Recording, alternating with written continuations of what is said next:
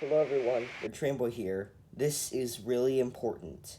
I found a test mode for the Simon Carabiner. I think I've been the first person to ever find this test mode. So let's begin. You're first going to need to unscrew the battery cover. Nope, don't turn it on. You're going to take out a battery. Then once you do that, hold all 4 of the buttons. And then place a battery back in.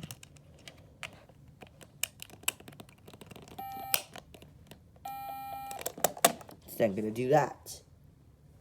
And then roll battery, I believe.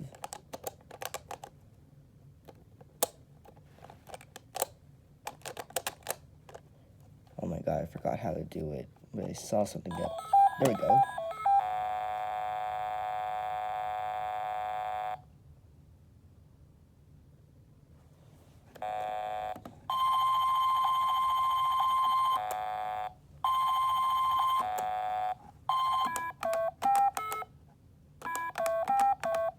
Get to test the buttons here. And that's the beep.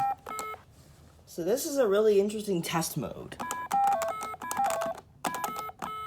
Can't press 2 at the same time, but...